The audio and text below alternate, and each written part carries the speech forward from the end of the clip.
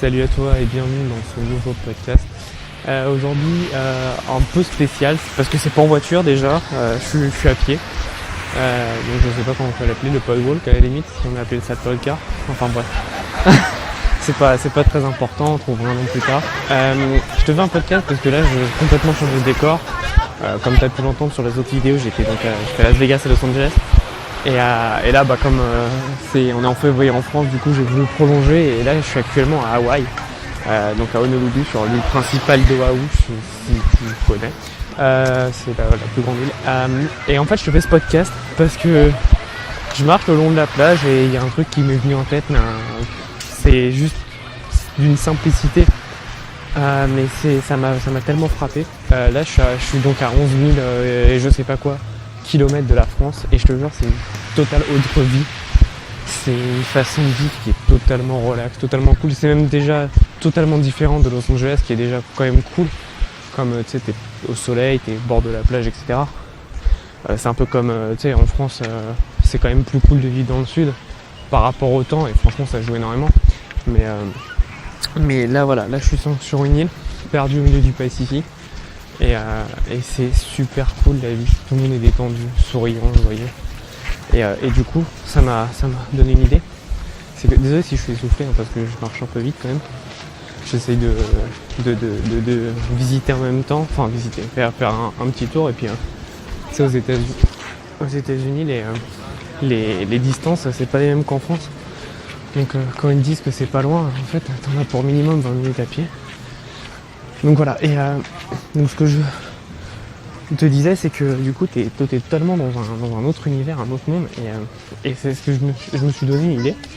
C'est alors déjà une petite idée, c'est que si tu fais livrer, tu fais du dropshipping aux États-Unis par exemple, ou même en France, pense bien à enlever les petites îles, tu sais, comme Hawaï, ou pour les États-Unis t'as les îles Vierges, les US Virgin Islands, etc. En France t'as pareil, t'as Saint-Barthélemy. Même la Guadeloupe, la Martinique, moi je serais toi, je les enlèverais parce que c'est compliqué à gérer, ça te coûte pas la même chose à envoyer là-bas. Donc fais bien attention à ça. Tu peux le configurer normalement dans les paramètres de Shopify. Et ouais, donc pour revenir au sujet principal, c'est qu'en fait c'est dingue comment un autre environnement peut te donner plein d'idées. Parce que tu analyses et t'observes, et puis tu sais que l'humain, en fait, quand il est dans un lieu inconnu, et dans une situation qu'il ne connaît pas, son cerveau va analyser beaucoup plus vite et beaucoup plus de choses à la fois. Parce que quand tu connais, y a des infos qui rentrent plus dans ton cerveau parce que tu connais, tu sais comment gérer. Et quand tu es vraiment dans un milieu totalement inconnu pour toi, ton cerveau va commencer à réfléchir énormément et essayer de trouver plein de petites solutions pour que tu puisses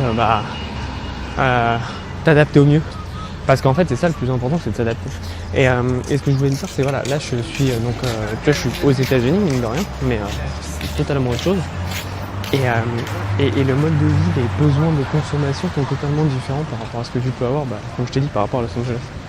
Et c'est ça qui est génial, c'est parce que en sortant de chez toi, tu vois, par exemple, moi j'habite à côté de Paris, et quand t'es à Paris, tu vois toujours la même chose au final. T'as le même type de profil de consommateur qui achète plus ou moins la même chose. Enfin, t'as un avatar type qui est quand même qui se ressemble énormément. Et tu vois, c'est bien pour toi même d'aller, je sais pas, dans le sud ou d'aller dans une autre région. Et tu vois comment les personnes réagissent, se comportent. Alors forcément, comme c'est le même pays, c'est similaire, tu vois, mais c'est quand même un peu différent. Et quand tu vas sur une île, c'est totalement le grand écart. Tu vois, par exemple, t'as l'occasion d'aller en Martinique ou en Guadeloupe, mais même en Corse. Moi, tu vois, ma famille vient de Corse, donc j'ai de la famille là-bas. Et à chaque fois que j'y vais, tu vois, j'analyse quand même un peu, et c'est totalement différent de ce que tu peux trouver en Île-de-France, par exemple. Et c'est bien de faire la distinction et d'analyser un peu les comportements des gens. Je pense qu'on ne le met pas assez en avant dans le business, mais le comportement des gens, c'est ce qui fait je dirais 70% de ton business quand même. Parce que ça te permet, quand tu as compris comment la personne pense et ce que la personne veut, tu as tout compris, tu peux lui vendre n'importe quoi. Évidemment, on reste toujours sur la qualité, comme je t'ai dit, mais c'est super important de bien comprendre ton avatar client. C'est pour ça qu'avant que tu fasses quoi que ce soit dans ton business, c'est bien de définir ton avatar type. ton avatar client pour pouvoir mieux lui vendre. Parce que mieux tu comprends ton client, c'est tout bête, mais c'est comme avec des amis ou avec une fille ou un garçon. Plus tu corresponds à ses attentes et plus tu comprends ses attentes, et plus c'est facile de le convaincre forcément.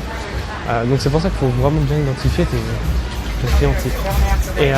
Et donc pour revenir à Hawaï, du coup, tu vois, il y a plein de besoins, comme forcément c'est une île, il y a la plage tout autour, et c'est plein de besoins différents avec des produits totalement différents que nous on n'utiliserait pas forcément, et qui peuvent être intéressants. Et tu vois, ça peut être intéressant par exemple, alors certes tu vas réduire à fond ton salaire d'activité, mais ça peut être intéressant pour toi de cibler, je sais pas, là je te donne l'exemple d'une île, mais c'est juste pour te donner un exemple.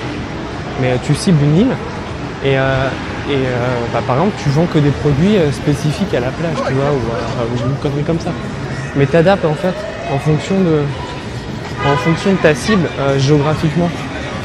Tu vois, parce que c'est pareil, tu vas pas vendre des skis à un mec qui habite dans le sud, quoi. Tu vois l'idée.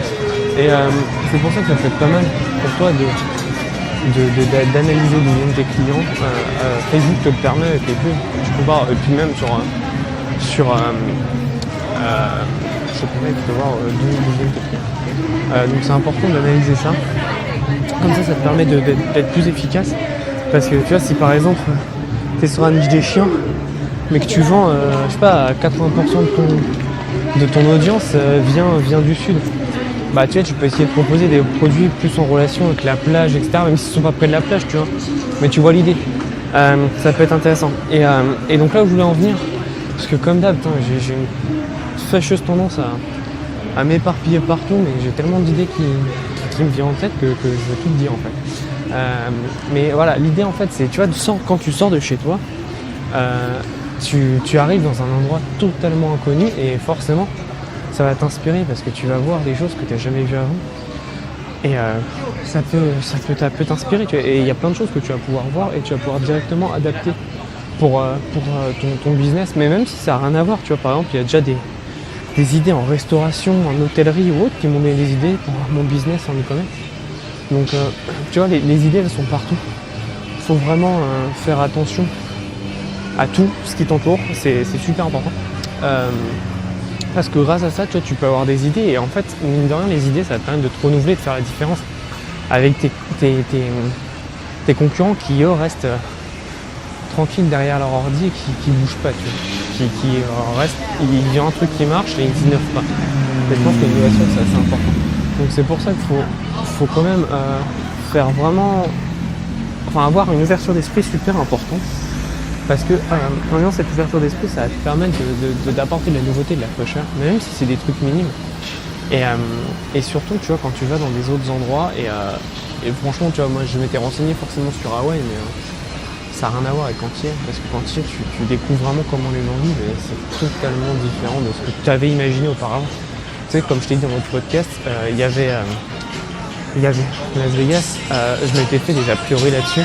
Et du coup, tu vois, je pensais que j'allais pas aimer en fonction de ce que je m'étais dit en tête. Et bizarrement, tous mes a priori sont partis quand je suis arrivé. Et tu vois, j'ai passé deux jours, franchement, c'était super cool. Alors, je dis pas que j'habiterai là-bas, hein, ça c'est clair, mais je veux dire, c'était sympa et je me suis bien marré. J'ai passé du bon temps et tu vois, je pense que c'est le plus important. Et pareil sur... Ah ouais, j'avais des a priori très très bons évidemment, parce que ouais, ça fait rêver forcément. Et en y allant, tu vois, ça s'est confirmé, c'est magnifique, en fait, je vais pas le cacher, c'est l'île du Pacifique, c'est fabuleux, mais je veux dire, je m'attendais pas à ça. Déjà, tu vois, ce qu'il faut savoir, ah ouais, et que personne ne savent, c'est que tu as 40% de la population qui est japonaise, parce qu'ils sont venus, tu sais, après la Seconde Guerre mondiale. Pour info, tu sais, Pearl Harbor, c'est à Honolulu, à Hawaï. Et donc, tu vois, ils ont un lien très fort avec le Japon. Et en plus, t'as 6 heures, le Japon, il y a 6 heures de vol. Donc, c'est loin, mais c'est pas très loin. Enfin bref, et donc tout ça pour dire que du coup, t'as une culture, tu vois, comme je te dis, c'est les États-Unis, mais la culture est totalement différente parce que t'as une culture asiatique très très forte, très présente. Et du coup, quand tu mixes les deux, ça t'apporte des trucs totalement géniaux. Et de toute façon, moi je pense que déjà, c'est super sympa de mixer des cultures, des idées. Ça te permet toujours d'apporter de la fraîcheur, de la nouveauté. Tu vois, je sais pas si tu connais, pour faire un parallèle avec la cuisine, il y a le chef français Dominique Ancel qui habite aux États-Unis, à New York. Et en fait, lui, c'est un chef pâtissier, donc tout ce qui est plus classique. Et il a créé, il y a 3 ou 4 ans, un cronut. En fait, tu dois en avoir entendu parler. C'est un mélange entre un croissant et un donut. Et moi, j'adore ce qu'il fait parce que j'adore beaucoup le milieu de la restauration. Et donc, je le suis pas mal. Et tu vois, je suis allé le voir à Los Angeles et j'ai eu de la chance, il était là. Donc, du coup, j'ai un peu parlé avec lui pour avoir sa vision du business, etc. Et tu vois, il me disait que, en fait, ce qu'il fait, c'est tout bête. Hein. Il m'a dit, franchement, il n'y a rien d'exceptionnel dans ce que je fais. Ce que je fais, c'est que je prends des bases françaises, donc la pâtisserie française, tu vois, Paris-Brest, croissant pour le croissant, et j'ajoute des parfums américains. Tu vois, par exemple, le Paris-Brest, c'est le gâteau, tu iras sur Google, et il a fait un Paris-New York. En fait, il a ajouté des touches de beurre de cacahuète, et tu vois, des goûts qui sont spécifiques à sa clientèle. Et il fait plein de trucs comme ça, et je trouve que c'est du génie. De faire ça, en fait, de mixer les cultures, c'est génial parce qu'en fait tu peux mixer des trucs qu'on connaît nous, enfin que tes clients connaissent de renommée, mais avec des goûts d'ici. Et c'est pareil dans le monde d'e-commerce, hein. Bon, ça, quand tu fais du dropshipping, tu vois, c'est compliqué parce que les produits sont déjà créés, mais au bout d'un moment, tu vas pouvoir commencer à créer, à développer tes produits, je l'espère, à créer ta marque, et tu vas pouvoir mettre en place des produits que tu vois qui sont connus mais qui t'ajoutent ta touche. Et je t'en reparle à presque tous les podcasts, mais je pense que le Print on Demand peut te permettre de faire ça. Alors ça sera pas forcément une innovation, mais par exemple si tu mets un t-shirt et tu mets un texte, tu vois, qui est différent, un texte où il y a un jeu de mots ou un truc qui, tu vois, te permet de faire un lien. Par exemple, j'avais vu un site qui vendait des t-shirts pour les véganes. Enfin, qui vendait des produits véganes, pour les véganes, pardon. Et tu vois, ils s'amusaient avec les noms des villes. Et ils avaient fait un t-shirt marqué Viva Las, au lieu que ce soit Las Vegas, c'était Las Vegan, et je trouvais ça super drôle, tu vois. Et bon, tu vois, je l'ai pas acheté parce que je suis pas vegan, évidemment, mais si j'avais été vegan, franchement, tu vois, ça m'aurait bien fait délirer d'avoir un t-shirt comme ça. Et tu vois, c'est une idée toute bête, mais ils ont mixé deux trucs que tu connais, que tout le monde connaît Las Vegas. Et tout le monde, tu vois, quand t'es vegan, je pense que tu t'es fier de l'être et tu veux enfin, tu vois, c'est comme tout, quand t'as une appartenance à quelque chose, t'as envie de le montrer. Et c'est pour ça que c'est super malin, parce que tu mixes toute une culture, toute une audience, surtout, tu vois, si par exemple, je te prends un exemple tout bête, je crois que j'avais vu un t-shirt où t'avais un mec qui faisait du yoga, enfin c'était pour le yoga, et en fait, il faisait avec les chiens. Et donc, du coup, en fait, c'était écrit yoga avec un chien qui faisait des positions. Et je trouvais ça super malin parce que du coup, ta cible, elle est déjà toute faite, quoi. Tu cibles les gens qui font du yoga et les gens qui aiment les chiens. Et boum, t'as ta cible. Et bon, là, tu vois, je te dis ça comme ça. Hein. Ça a l'air super simple. Mais après, évidemment, il y a plus de travail. C'est pas aussi facile que ça. Mais tu vois, tout ça pour te dire qu'en fait, les idées, elles viennent de n'importe où. Et je pense qu'il n'y a pas de mauvaises idées, dans le sens où même tes idées mauvaises vont te permettre de trouver la bonne idée. Et c'est comme, tu sais, comme je t'expliquais dans l'idée des expériences et ce qui fait que tu es toi, c'est ce que tu vis, etc. Et je pense que c'est pareil avec les idées, tu vois, les mauvaises idées, ça entraîne que les bonnes idées. Et tu vois, même si tu cherches de nouvelles idées, moi je te conseille de tout noter. Parce que tu vois, en mixant, par exemple, une mauvaise idée avec une idée un peu moyenne, tu vas peut-être trouver l'idée du siècle. Là, je te parle pas forcément pour créer un nouveau produit ou une innovation, mais tu vois, même pour un t-shirt, c'est une petite idée de design, de logo, etc. Tu mixes deux idées et tu peux peut-être sortir l'idée du siècle. Donc ça peut être intéressant, et comme je te dis, dans pas mal de vidéos, franchement, teste tout. C'est super important de tout tester et de savoir où tu vas et ce que tu veux. Et c'est qu'en testant que tu sauras, je pense, parce que tester, ça te donne des réponses. Et comme tu le sais, en humain, personne n'a 100% des réponses. Et il y a juste plusieurs personnes qui ont ces réponses-là, ce sont tes clients. Si tu vois qu'ils adhèrent, tu sais que c'est bien ce que tu fais. Si tu vois qu'ils adhèrent pas, tu sais que tu dois changer quelque chose. Pas que tout est nul, hein, pas que tout est acheté, mais que tu dois changer quelque chose dans le process. Donc c'est bien. Et puis sinon, il y a la technique tout simple, c'est de leur demander si ce qu'ils aiment, c'est bien. Mais voilà, c'est super important, tu vois, d'être à l'affût vraiment de tes clients. Donc encore une fois, je suis parti un peu super loin, mais à la base, je veux vraiment dire que tu sois ouvert à tout. Et n'hésite pas à changer d'environnement si tu veux. Tu vois, franchement,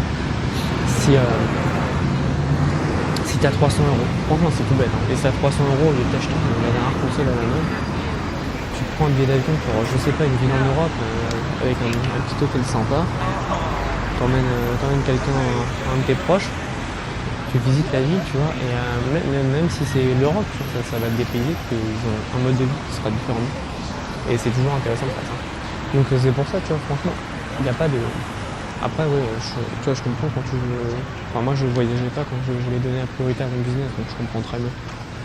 Là, tu vois, comme je te dis, ça faisait 1 an que j'avais pas voyagé, et franchement, ça fait du bien, parce que je sais que quand je vais revenir, je vais rattaquer puissance 1000, parce que j'ai plein d'idées qui fusent de partout. Et d'ailleurs, je te ferai un autre podcast là-dessus. Mais c'est super important d'avoir quelque chose à noter. Tu vois, parce que là, même en voyage, j'ai toujours mon portable où je peux faire mes notes. J'utilise l'application Wonderlist, je t'en parlerai dans une vidéo. Et ça te permet de tout noter de ce que tu as sur le coude. Et tu vois, moi j'hésite pas à noter. Et puis en plus, quand tu cliques sur un note, après tu peux mettre des précisions. Et du coup, plus je mets de précisions, plus tu vois, quand je suis après revenu, par exemple, quand je revenais en France, là à mon bureau, tu vois, je peux me revisualiser ce à quoi j'avais pensé. Et je peux me dire, ah putain, mais oui, c'est vrai, j'avais pensé à ça. Exact et tout. Et du coup, ça me permet de rattaquer. Et là, tu vois, quand je vais rentrer, je sais que j'ai 4 milliards de projets en plus qui se sont créés. Déjà que je suis à la bourre, ça va pas m'aider, mais j'ai plein de projets qui se sont créés parce que j'ai eu plein d'idées. Et quand tu marches de partout, tu vois qu'il y a du business à faire vraiment partout. Et enfin, c'est dingue, quoi. En fait, pour moi, le business, c'est juste répondre aux besoins d'un client. Et tes clients, il y en a des milliards. Et ils n'ont pas du tout le même besoin. Donc tu as juste à savoir ce qu'ils veulent et leur répondre à leurs besoins. Même si c'est spécifique, si c'est niché. Tant que c'est de bons produits, tu as toujours, franchement, j'insiste vraiment sur la qualité, c'est super important. Et tant que tu as de bons produits et de bons services, un bon relationnel avec tes clients, tu seras toujours gagnant, peu importe ce que tu vends, peu importe ce que tu fais. Même, tu vois, là on parle d'e-commerce, hein, mais si demain tu veux faire un restaurant ou j'en sais rien, des maisons de quoi, même si tu commences à créer des portables, tant que tu as des bons produits, tu crées une bonne relation avec tes clients, tu réussiras toujours. Faut que, tu vois, ça a changé où avant, tu sais, les entreprises vendaient de la merde. Enfin, tu vois, ça marche encore avec les industries agroalimentaires. D'ailleurs, le truc que je déteste le plus au monde, c'est qu'ils ont eu 400 000 scandales et il n'y en a aucun qui a fait faillite et je trouve ça inadmissible. C'est parce qu'ils sont soutenus par des conglomérats super puissants. Enfin bref, c'est un autre débat. Mais c'est pas quelque chose que j'apprécie énormément. Et tu vois, c'est pas normal normalement. Avec les merdes qu'ils foutent, là, tu sais, comme il y a eu l'histoire là, de la viande de cheval et tout, ça mais n'importe quoi. C'est pas normal de vendre un truc à quelqu'un et puis en fait de lui vendre autre chose. Tu vois, c'est moi. Je te dis franchement, dans n'importe quel business, si tu as une bonne relation honnête avec tes clients, tu gagneras toujours et tu seras toujours le gagnant. Tu vois, même si c'est dur à commencer au début, parce qu'une relation, ça c'est comme tout, c'est des humains, ça met longtemps à se créer. Mais le jour où tu crées ça, t'as tout gagné parce que les gens, s'ils te font confiance, c'est ça le plus important, c'est si les gens te font confiance, après c'est beaucoup plus facile. Et là j'en viens pour les clients récurrents, c'est que si tu vends quelque chose à quelqu'un, tu vois, pour moi franchement, l'acquisition d'un client c'est le truc le plus important parce que déjà ça coûte cher. D'acquérir un client c'est ce qui coûte le plus cher normalement. Mais surtout, c'est ce qui te permet, enfin tu joues vraiment ta notoriété et ta réputation. Voilà, c'est ça le mot que je cherchais, c'est ta réputation. Parce qu'en gros, si ça se passe mal, le mec il reviendra jamais chez toi, il va te faire de la mauvaise pub et t'es foutu. Alors que si ça passe bien, tu vois, alors il va peut-être pas le faire. Parce que tu sais, on dit très bien que tu as un client sur 10, je crois, qui recommande ou qui met un commentaire. Donc c'est pas beaucoup, tu vois. Mais en gros, si ça se passe bien, tu as toutes les chances pour que derrière, il te recommande et il passe ils te mettent en avant, même si c'est tes amis ou même si c'est qu'une personne, tu vois, franchement, c'est génial pour toi parce que c'est une personne, tu vois, après ça fait effet boule de neige, hein, une personne plus une personne plus une personne. Toi, tu as des marques qui se sont créées comme ça. La marque, j'en ai déjà parlé, mais la marque c'est un peu différent, mais la marque, putain, j'ai pas le nom là, de marque là, comment ça s'appelle, Daniel Wellington. Ils sont créés avec les influenceurs, mais du coup, tu vois, comme les filles, elles voyaient que tous les influenceurs, influenceuses, avaient ces produits, putain, ils sont dit merde, c'est génial. Elles en ont acheté une, puis deux, puis trois, elles en ont parlé à leurs copines. Tu vois, il y a une fille qui a acheté, 2 filles, 3 filles, 4 filles, ils en ont parlé à leurs copines. Et du coup, maintenant, c'est une marque mondialement connue qui génère un chiffre d'affaires de malade. Et c'est pour ça qu'il faut faire super attention à ton client et à la façon et à la relation que tu entretiens avec. Parce que ça va faire toute la différence. Mais même si c'est un client qui n'a pas acheté depuis 3 mois, tu vois, n'hésite pas à le relancer par mail. Mais juste pour prendre de ses nouvelles, tu sais, t'envoies une petite newsletter en donnant des news. Si par exemple t'es sur les... je prends toujours la même niche, mais si sur la niche des chiens ou des chats, tu donnes une façon de bien s'occuper de son chien ou son chat, ou comment l'élever. Tu vois, un truc tout bête, mais ça personne ne le fait. Et du coup, ça fait grave la différence parce que... je vais prendre un exemple. Moi, j'ai acheté... Non, en fait, j'ai pas d'idée. Mais on va dire que j'ai acheté un truc chez... Là, je passe devant un Foot Locker. On va dire que j'ai acheté des chaussures chez Foot Locker. Est-ce que tu crois qu'un jour... Parce qu'ils s'en foutent, mais est-ce que tu crois qu'un jour, ils m'enverront un email pour me dire comment bien m'occuper de mes chaussures? Bah non, ils ne le feront pas, parce qu'ils sont beaucoup trop gros et ils s'en foutent d'un petit client comme moi. Alors que nous, tu vois, comme on est petit encore, chaque client est important. Et faire ça, tu vois, c'est la nouvelle façon de faire du business. C'est de gérer une bonne relation avec le client. Parce que quand tu fais ça, tu sais que tu fais grave la différence par rapport aux grosses boîtes. Les gens, ils veulent... tu vois, c'est comme tout maintenant, les gens, ils aiment plus trop les grosses boîtes. Ils préfèrent les petits trucs de proximité avec qui on peut tu vois, on peut bien travailler. On a une relation totalement différente. Et ça fait totalement la différence sur ton business. Et quand tu as compris ça, en fait, tu as compris que ta façon de faire du business, elle est totalement différente que les gros. Et ça, c'est le problème de pas mal de personnes qui se lancent. J'ai eu ce problème là, moi aussi. C'est que quand tu commences, tu veux faire comme ce que tu connais, en fait. Le schéma que tu connais, c'est-à-dire faire comme les gros. À mettre un produit en ligne, à faire une pub et à le vendre. Mais c'est pas ça, il faut aller beaucoup plus loin. Il faut vraiment pas hésiter à donner des conseils, à donner de la valeur. C'est super important. Parce que comme ça permet de fidéliser tes clients, de leur apporter, de créer une relation avec eux. Et ça, tu vois, c'est du travail parce que ça paye pas au tout début, tu vois, je suis d'accord, franchement. C'est dur au tout début quand tu travailles beaucoup, que tu vois pas les résultats, mais une fois que tu as les résultats qui tombent, ça tombe à vite parce qu'en fait ta relation, tu la crées automatiquement. Dans le sens où tu vois, tu mets du contenu, quand tu la mets à une personne, à 1 million de personnes, tu mets le même contenu. Donc plus ça va aller, plus en fait ça va être rentable pour toi parce que ton travail que tu vas faire une fois, ça va payer pour longtemps. Et donc c'est pour ça qu'il faut que tu fasses vraiment attention à créer une bonne relation avec tes clients pour être proche d'eux. En fait, il faut que tu sois un peu comme un ami, limite comme une page qui partage des bons plans, des bonnes astuces, des bons trucs. Et après, tu peux leur vendre ce que tu veux. Et ça, franchement, personne ne le fait encore, ou très peu en France. Et faut vraiment que tu penses à t'accentuer dessus. Parce que je te jure, c'est le jour où tu mets en place et que tu crées un marketing relationnel, tu fais la différence parce que tu peux derrière créer une communauté et vendre des trucs assez impressionnants. Et ça, c'est super important. Voilà, c'est un peu tout pour ce podcast. Je suis désolé, comme d'habitude, j'ai débordé. Voilà, tu sais que je suis un peu bavard. Maintenant, j'aime bien partager plein de choses avec toi. Ça te permet d'avoir une vision un peu à 360 degrés sur ce que je pense et la façon dont je vois le business. C'est pas forcément la meilleure façon, hein. C'est juste, comme je t'ai expliqué dans plein de vidéos, c'est ma façon et ça peut ne pas être adapté pour toi, hein. C'est toi qui vois. Mais honnêtement, je pense que cette façon, c'est la façon du futur, dans le sens où nous, on a déjà du retard sur les Américains, comme toujours, dans le business et dans le marketing. Et je pense vraiment que tu vois, ils l'ont compris. Déjà, un exemple tout bête, je suis désolé, hein, j'avais dit que j'arrêtais, mais là, je viens de rentrer dans un magasin, et tu vois, exemple tout bête, tu rentres dans un magasin, mais n'importe lequel, hein, que ce soit un magasin haut de gamme ou un vieux magasin, enfin pas bas de gamme, un vieux magasin classique, style Zara, H&M ou quoi, tu rentres, ils viennent directement vers toi pour demander comment tu vas, si tu passes une bonne journée et tout. Tu vois. Mais ça, c'est le jour où on voit ça en France, mais c'est la révolution, quoi.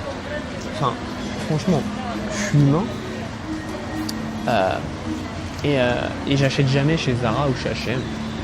Mais à chaque fois que je vais aux États-Unis, tu vois, j'achète pas chez eux parce que ça me sert à rien, donc il y a pareil en France. Mais je veux dire, tu vois, je suis dans une position d'acheter beaucoup plus important qu'en France. Parce qu'en France, j'achète jamais rien pour les vêtements et tout, parce que déjà je trouve ça trop cher, tu vois. Mais c'est un autre débat. Mais c'est surtout que tu vois, quand tu arrives dans le magasin, t'as personne qui dit bonjour, qui s'occupe de toi. Et tu vois, je fais pas ma diva dans le sens où ça devrait être normal, mais tu vois, quand tu vas aux États-Unis, tu vas même pas pour acheter à la base. Et direct, ils te sautent dessus, mais gentiment, ils t'accueillent super gentiment sans arrière-pensée. Et ils te mettent dans de bonnes dispositions pour que tu achètes. Tu vois, là, je regarde, je suis assis sur un banc dans un centre commercial. Et t'as un magasin de savon, je crois. Et t'as la personne, elle attend carrément à l'entrée. Le magasin est blindé, hein, donc elle pourrait être ailleurs en train de conseiller les clients. Elle attend à l'entrée pour donner des échantillons aux gens qui rentrent. Et du coup, les gens, tu vois, ils vont pas forcément acheter. Et putain, ça aussi d'ailleurs, faut qu'on en parle, les échantillons, c'est super important. Je vais essayer de réfléchir dès que j'ai un peu de temps pour comment on peut l'adapter au e-commerce, mais ça peut être vraiment intéressant pour toi. Parce que les échantillons, c'est connu depuis la nuit des temps et ça fait la différence. Mais bref, déjà pour dire que quand tu mets tes consommateurs dans une bonne disposition, c'est beaucoup plus facile derrière pour leur vendre. Donc oublie pas, la base de ce podcast, c'était qu'il faut que tu changes d'air. Ouvre ouvre tes chakras, n'importe quoi. Ouvre ta vision et ta façon de penser et essaye de comprendre tes clients, comment ils fonctionnent et ce qu'ils veulent. Quand tu as compris ça, tu auras tout compris et ça va faire la différence avec tous tes concurrents. C'est tout pour ce podcast. Je vais m'arrêter là parce que sinon je pourrais te tenir à jambe encore 2 heures. Mais je pense pas que c'est ce que tu veux. Je referai un podcast sûrement si je marche. J'aime bien partager des idées quand je marche. Parce que comme tu sais, je suis à Honolulu, enfin je suis à Waikiki je crois, mais je crois que c'est pas Honolulu. Du coup tu sais, je suis avec plein de rues commerçantes, donc je vois des gens qui achètent, je vois des business et tout, du coup ça me donne plein d'idées sur comment gérer, ça me donne plein d'idées à partager avec toi, donc c'est pas mal. Donc voilà, je te partage tout ça dans une prochaine vidéo. En attendant, passe à l'action, n'oublie pas surtout, c'est super important de toujours passer à l'action et de toujours tester. Et pense vraiment à t'ouvrir à tes clients et à t'ouvrir à tes horizons pour voir ce qui se fait ailleurs et ce qui est possible. Même si tu voyages pas, tu fais juste une recherche sur internet, voir comment les business fonctionnent. Essaye aussi d'aller voir les business de la même niche que toi dans d'autres pays. Même si tu comprends pas la langue, c'est mieux quand même si tu comprends la langue. Mais juste tu vois le design, tu vois comment ils mettent en avant et tout, et c'est pas mal d'avoir un autre point de vue et une autre vision. Moi je m'inspire pas mal de ce qui se fait aux États-Unis. Ils ont beaucoup comme je dis, ils ont beaucoup d'erreurs sur nous, c'est super intéressant. Donc voilà, c'est tout pour cette vidéo. On se voit dans une prochaine vidéo, prochain podcast sûrement, parce que je suis en vacances, donc c'est plus simple pour moi de faire des podcasts. Et puis à bientôt et surtout passe à l'action.